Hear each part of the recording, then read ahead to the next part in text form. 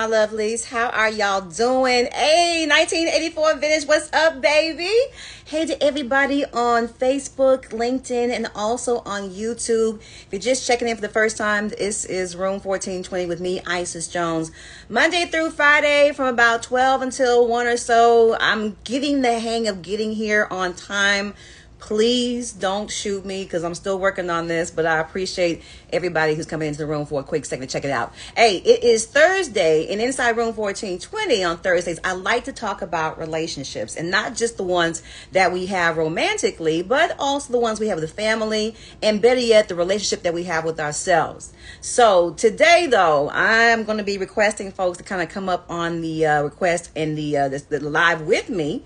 Whether you're on Facebook, as a matter of fact, I'm going to go ahead and create this banner for you all on this other page so you can actually come up and have the conversation with me, because today I want to talk about relationships in the sense of dating in a hookup culture and the way that we basically get together these days. And the internet has made it more accessible for us to be maybe kind of interacting with a number of different people at the same time. Makes you have this false sense of security that there's a lot of folks out there and there may be somebody for you. It definitely ups the odds. What's up, Brandon Charles? How you doing, sweetheart? Again, it just kind of ups the ante that there are a lot more folks out there than there really are, especially for quality connected relationships. But when we talk about these relationships and actually how to create successful ones, get past our traumas, enjoy the presence of another person, we actually have to talk about dating.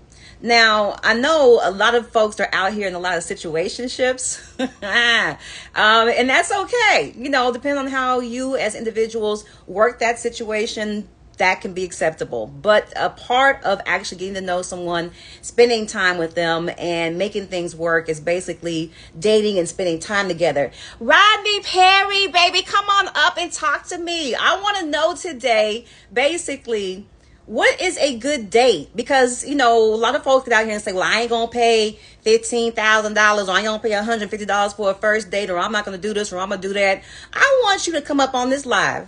Okay. You can actually go onto my bio, and it has the link to the StreamYard. Okay. You can come up on here. I don't care, Instagram or Facebook. The StreamYard link is on Facebook and on the StreamYard press right now. I got to get this. Yes, Roddy, please. Goes through. But I want to know what a good date is. What can you basically expect? Rodney!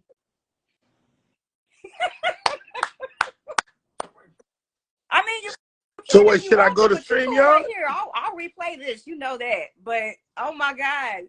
It's so good to see you, my love.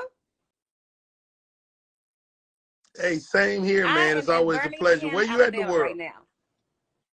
Yes, sir. This is Oh, so you my back in home Birmingham? base, and this is basically where I kind of stretch out and do things. St. Louis, Georgia, and we're getting down to Florida as well, sir. Good stuff. So what's the I mean, because question is probably, what's a good date? nowadays it seems like folks expect a lot, when you take them out. And I'm a firm believer that sometimes, especially with dating, it's just a chance for you to get to know that person. So, I mean, expensive dates are cool and everything, but what would be a perfect date for you and that would make you feel like you're getting to know this person, or better yet, that you have a good experience? When I was out there in them streets, I was always about active dates. Like Right. I would take women to go-kart ride, and cause Right. I like competitive girls. So I like bowling and stuff like that. Like I like something active to see, if you Right. even care if you win or lose. Like that matters to me. And so that was like the type of date I would go on. I'm a fat boy, so I like to eat. Sometimes the date is just a That reason to part. go to the That restaurant I've been part. wanting to go to. But the reality is, it is expensive. Like, I mean, me and my wife went out yesterday, and it was a $200 Right. like afternoon lunch at Papa Do's. But you know, we ate, we had a cool entree, we had a drink. You know, like if you have a drink, an entree, appetizer, that's a At hot Papa $200 Do's. At Papa Do's. At Papa Do's. at Papa Do's. Now, could I have went to a lesser place? But I wouldn't have Never been let you happy down. because Papa You Do's right never about let me that. down. You right. So if you go Right. somewhere nice, just know it's gonna cost. You know, and like just because you buy a woman a Thank meal you. don't mean you get no vagina. Thank you. But I mean, but that's why I said, But you could be closer to the vagina based on the but meal. Rodney, is that an acceptable thing to kind of assume to a certain degree before a date? Even I mean, even if you talk, okay, I think women need to say that. You know, like women should go, look, I'm gonna go out with you, but and I'm not paying. I tell my daughters this. I'm like, like a man has to pay to be in your company. Like I tell my daughters, like my daughters will pack up and go see a nigga. You know, I'm like, no. If that nigga can't pay for you to be there, he don't deserve to be around you. I can solid that. And why do you think that is? Why do you feel like that, Rodney? Maybe I'm old school, you know, but you know, I'm from the you know, I believe in, you know, it costs to be around a beautiful woman, you know, and if you ain't got it, you need to go sit down somewhere and get your shit together. Agree with that. Now I can definitely agree with that. But I also believe that, you know, like for me, Rodney, I love, again, good food. Would love to see him be taken out to a nice restaurant, you know, but it's kind of like I'm also shit, you know, can we go to the grocery store and pick up some, you know, some bread or some lunch meat, actually put that together and go sit down in the park and kind of talk because I want to get to know you. So I don't really kind of, the money thing is nice. And I love to know that a man can take care of himself. That's which is more important. I'm not expecting you to take care. No, I want to know you can make a sandwich. That make me feel good. I love a good sandwich. I want to know if you use Miracle Whip or regular mayonnaise. Look, I had some great poupon yesterday. You feel me? Okay, it's like we take this sandwich thing to another level real quick. You want to know if a woman can provide as well. It's kind of like, you know, it's not so much of what she can order off the menu, but can she actually create some of these things off the menu as well? But that's just my 2 cents on that too. I like to cook.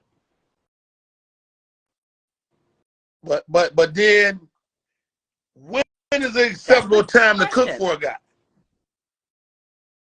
Like, so if it's our first date, you shouldn't cook for me on my first date. You're not getting cooked for. You're absolutely right about that. You know, like you can't even let a guy in your space nowadays until like a month in. You know, because I mean, you don't know, these niggas is horrible. It right. And I'm one of them. I tell my kids all the time. Okay, right. I got 5 girls. I tell my daughters, I say, guys are horrible. I'm a great guy and I'm horrible. I'm a great guy and I'm gonna try you. Because that's what men do. And I hear you, because like my dad was the one that told me that all men are dogs, depends on what, you know, what grade and what breed. Are they a Chihuahua or are they a full grown, you know, Great Dane? It just depends on how you want to basically purse that out. My whole thing is not to take away the testosterone aspect of being a man. Yes, you are going to be out here paying attention to a lot of different things out here and women. And as you said, I'm going to try you depending on your availability and your level of maturity in your own sense. Because again, it's like, it's not so much a quantity as it is a quality in the person that you basically have. And no, I do agree with you. Cooking at the first date, no. If I get to know you and I like you, I'm a cooker. That's one of my love languages. So it's one of them things where I'm cool with that once I get to, you know, get comfortable. And as you said before, letting somebody in your space. First date shouldn't be at your house. Now, the whole dog concept, I believe this. You tell me what you think. I think men, the dog is learned behavior. Like, I think women pass a lot of good guys, and they stop for the guy that's a little more aggressive or whatever. So guys realize that that works, and then they lean into that space. I know some great guys that were wonderful human beings, but Right. dog worked for them, Right. and so they lean into it. And Nice guys. Do nice guys finish last for you? it depends. It depends. I mean, Yes. on the grand scale of things, yes, in history, and if I look back on my past, but I was lucky enough, I think, Rodney, to actually have guys that were good guys and that were actually had a tinge of edge to them. So I didn't really kind of fall off into that aspect of going, okay, well, this guy is really stable. He's got a job. He's, he goes to church every Sunday. Those are the ones I like too. You know, I said, but then there was the ones that I knew for a fact were, were just on their stuff in the sense of just being out here in the street and whatnot. And I appreciated that as well, in the sense of what they could provide, in the sense of what they were doing with their own lives. There's a certain level of BS, or professionalism that's even in the middle of that BS. Let me ask you this. Does the edgier guy make you feel safer? No. No. Not at all. Not at all. Wow. Because the edgier aspect of it actually defines a certain amount of risk that man is ready to take, in my mind. And I've known, and Rodney, I think you can probably back me up on this. There have been a lot of successful men out there that I know are really big risk takers, and do things behind the scenes that don't necessarily come to the light. Okay. And it just kind of makes me feel like there's a riskier situation with that person. Now, does that intrigue me? Does that egg me on in certain situations? Yeah, it might, depend on my level of kink or whatever it is that might be in the middle of that. But it doesn't make me feel safer. I mean, Right. I've always felt like, my father was a safe man, was a good guy, but he had an edge to him, one that he would put his foot up in your ass in a heartbeat. But the one thing that I appreciated about it was the stability. Right. That always made me feel safer. The ability to be able to communicate exactly how you felt about certain things. And I think it's kind of how you carried it. But it didn't necessarily make me feel safer because I understood and I saw the risks that were there. And still kind of... Okay, Isis, how soon can a guy you're dating, it's official, y'all a thing, how soon can he cry around you? We're seeing each other? This my man. You're seeing each other. This your man. Right. Y'all not married. Y'all still dating. So at what juncture is you're not going to side out here forever? Well, I think it also depends on what you're crying about. I mean, if your mother just passed away, your dog just passed away, your best friend just passed away. I mean, am I supposed to be like, suck it up and get on with life? No, you got a certain amount of compassion to that. Then on top of that, you might be going through some mental stress. You might have some things going on in your life. If I can see that and understand that, I'm empathy and compassion all day. Now, mind you, I've had cats that I didn't know very well that just kind of broke out crying on me, and it kind of just threw me off a little bit because I wasn't quite sure, what the context was and why you're crying. But I try to be compassionate about that aspect of it. But no, I don't. I believe vulnerability is a beautiful thing. Okay. Okay, here's the scenario. You and your guy watching a movie. And that nigga started weeping. I cry at movies, so I'm not. If it's a really good scene, Rodney. If it's a really good scene, I'm gonna let him have that. Okay, I'm gonna let him have that. Now, if we on, hey, if we watch it, but that's what I'm saying. It depends on the movie. It depends on the context. Yeah. Now, if you just over here crying, cause, bruh, I mean, depends on the movie. Say, for instance, like you said. Color Purple, when the hand, all these other different pieces of it. That didn't take But me that's what I'm saying. out. That didn't get me. I That can didn't take get me. that. Okay. And then if you've been around me and you feel vulnerable enough to do that, I feel great. I feel amazing when a man's able to be Oh wow, vulnerable around me. That makes me feel like you trust me and that you're in a safe space. that's interesting. As like, What so movie? it's a couple of movies that take me out every time. Yeah. Rudy, Yeah. sports movie, and it's a couple of movies. And Coolie High is one of them. I just didn't. They didn't have to do that Color of coach Life either. was But one of anyway, mine. um, Yeah. the Color of Life didn't take me out. But I just watched The Man Called Otto. Ooh.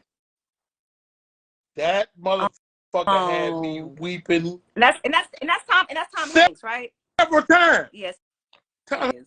Hanks is the cold ass actor, and so I was like, "Is it Tom Hanks or is the story?" I don't even know why. And I don't know. I think maybe my Yeah. grandmother dealing with kind of Alzheimer's type thing. They had a lot of different storylines, but anyway. But yeah, movement. I can definitely. But I do believe the thing Okay. that makes a guy toxic Yes. also makes him walk toward danger Yes. to take care of you.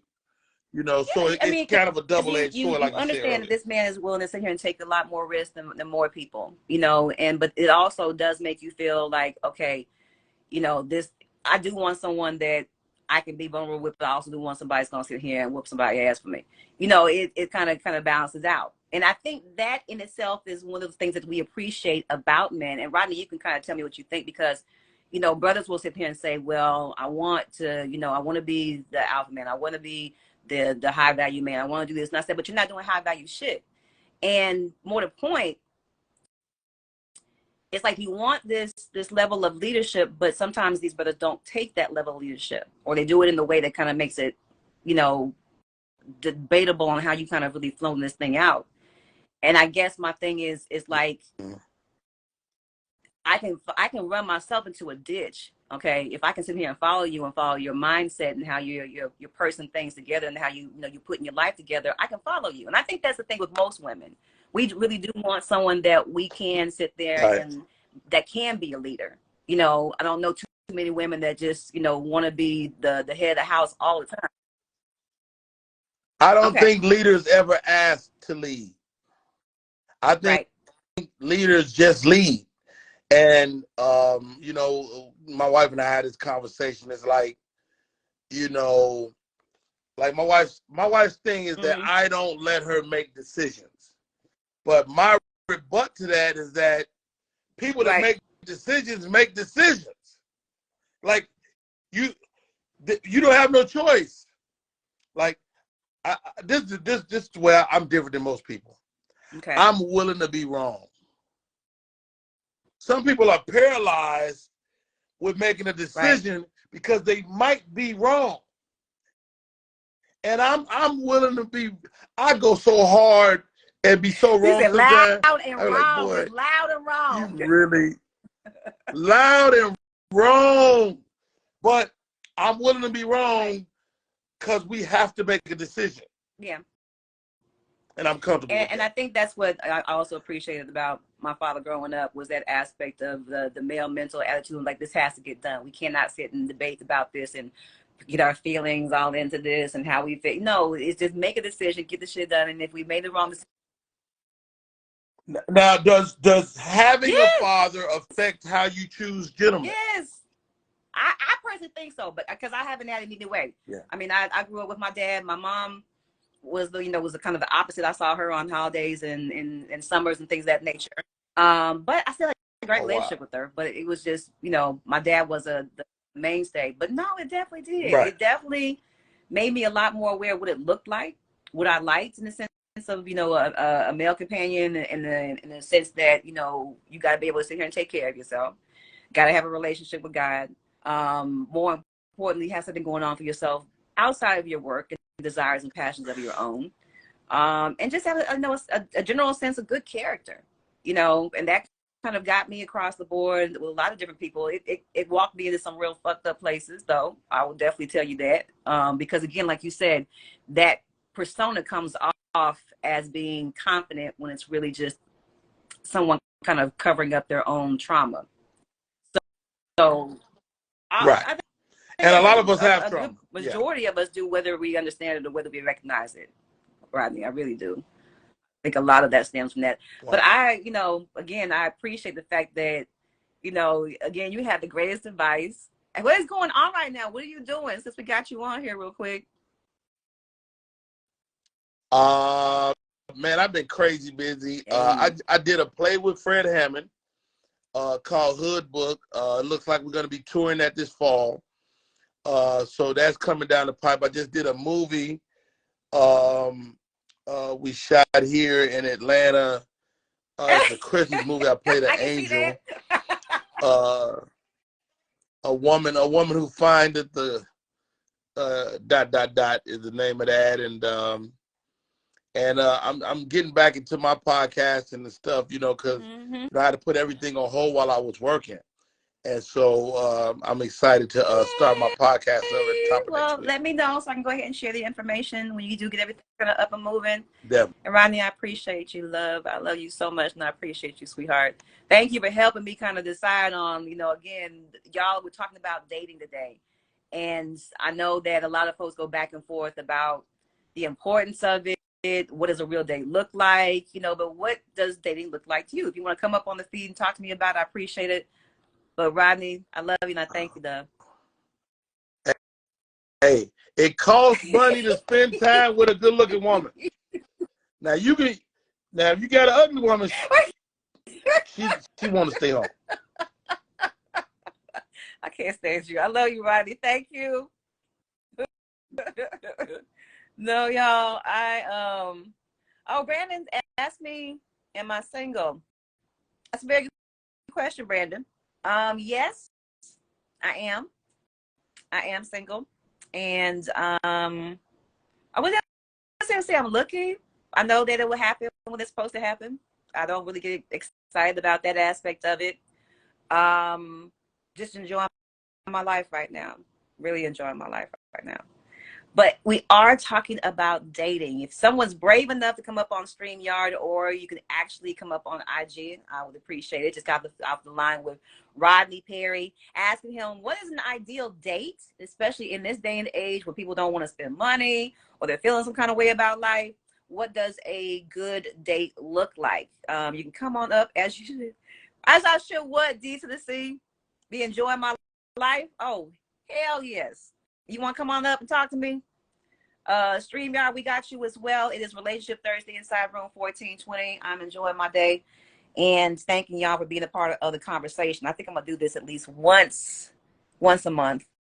Have y'all come up and answer some questions for me. Because, again, this is funny. Especially with the way that people out here just talk about, dates being expensive. What's an inexpensive date? I think the ones that I like are the ones that, we can go walk, or we can do something active like Rodney said. We can go do something that's not as expensive as a meal, though I like to eat. And if it's a second or third meal or the second or third date, I might actually cook for you. I like to cook. So what are some ideas? If I don't get any responses back, what is a good idea or a good date for you?